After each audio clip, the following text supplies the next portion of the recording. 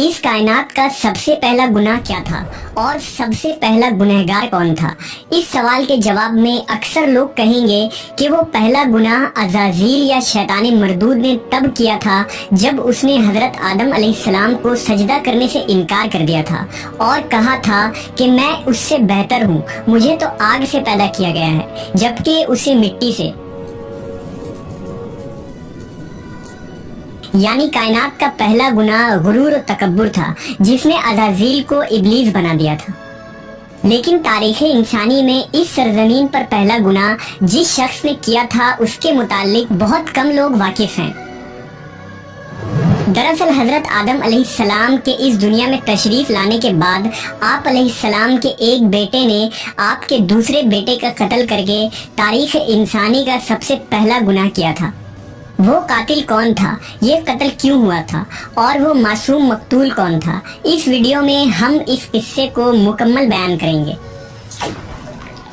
ये उस वक्त की बात है जब रुए ज़मीन पर इंसानी ज़िंदगी की इब्तिदा हुई थी। बाबा आदम अलैहिस्सलाम और अम्मा हव्वा अलैहिस्सलाम को एक ममनून फल खाने की वजह से बतौर सज़ा जन्नत से दुनिया में भेजा गया था। आप दोनों ने अल्लाह के बारगाह में बहुत इल्तिजा और माफ़ी मांगी। बख्शिश तलब करने के बाद इस फानी दुनिया में आप दोनों सजा काट रहे थे। चंद अरसों बाद अम्मा हव्वा अलैहिस्सलाम के बतन से औलाद की पैदाइश हुई।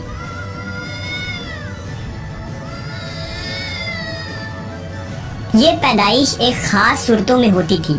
जब भी हव्वा अलैहिस्सलाम हामला होती तो जुड़वा बच्चों की पैदाइश होती जिनमें एक लड़का और एक लड़की पैदा होते थे।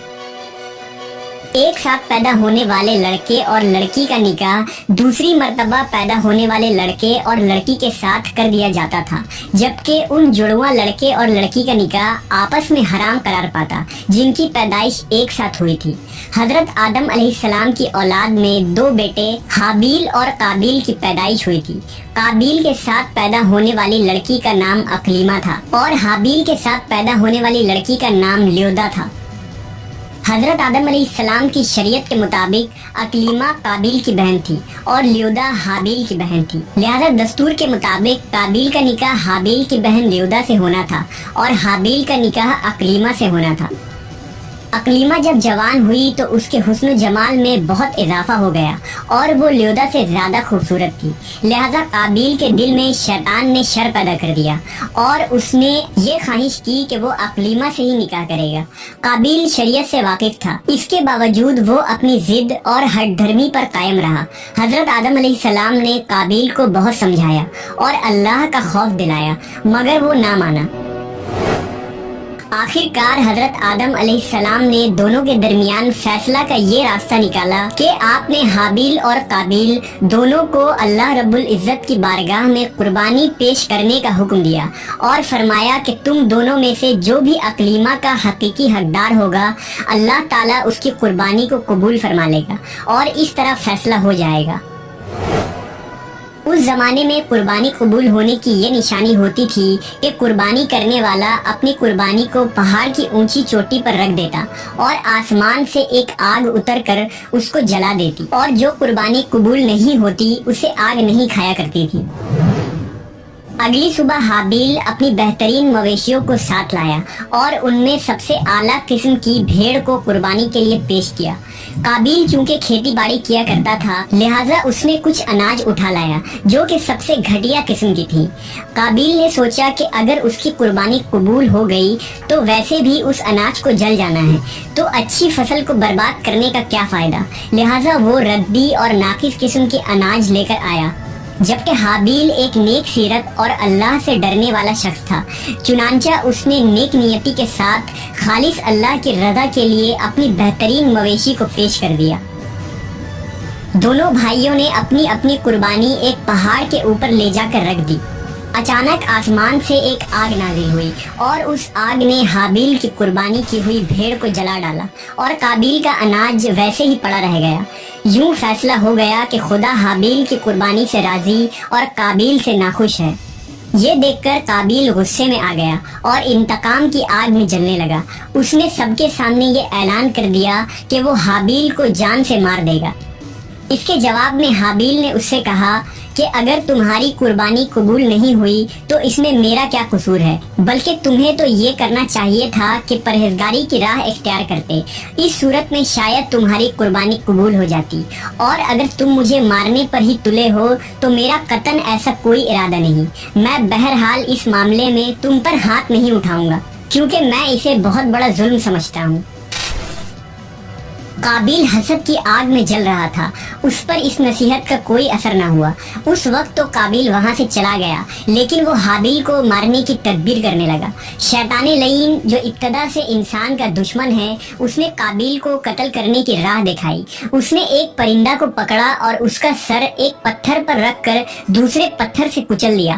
قابیل کو معلوم ہو گیا کہ قتل کس طرح کرنا چاہیے۔ حابیل چونکہ بکریاں چراتا تھا، ایک دن وہ درخت کے سائے تلے آرام کر رہا تھا تو قابیل نے اس وقت بڑی بے رحمی سے اس کا قتل کر ڈالا۔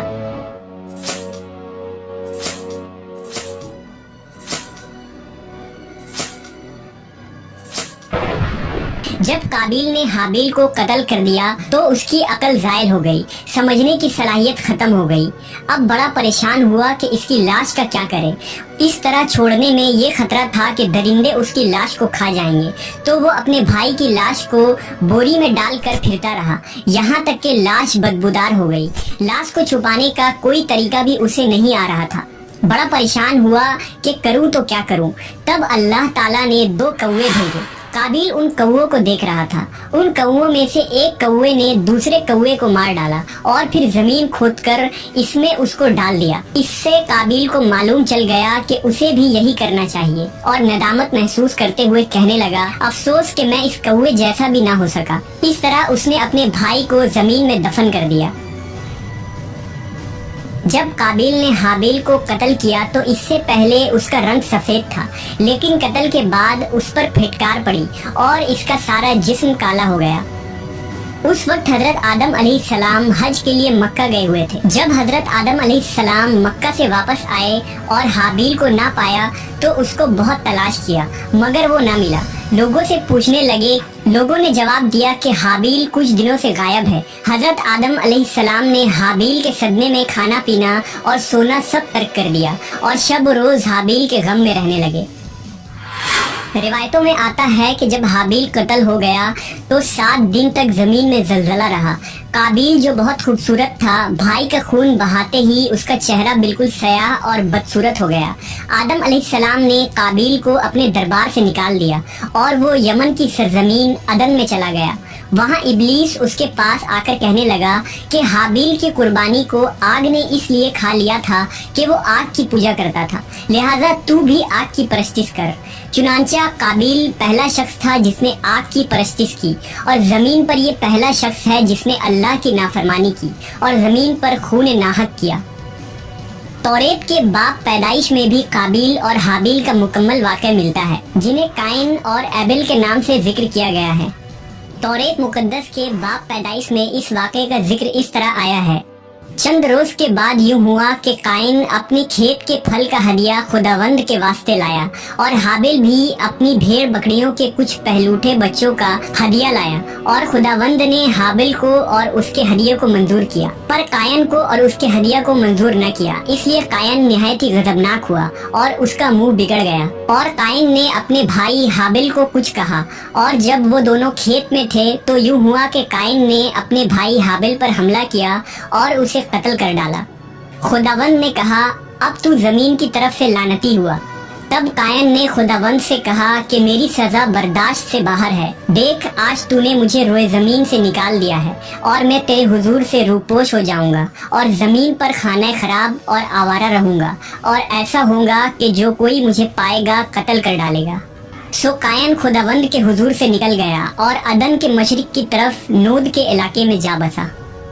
قابیل کا انجام یہ ہوا کہ اس کے ایک لڑکے نے جو کہ اندھا تھا اس کو پتھر مار کر قتل کر دیا، اور یہ بدبخت آگ کی پوجا کرتے ہوئے کفر و شرک کی حالت میں اپنے ہی لڑکے کے ہاتھ مارا گیا۔ حدیث میں آتا ہے کہ نبی صلی اللہ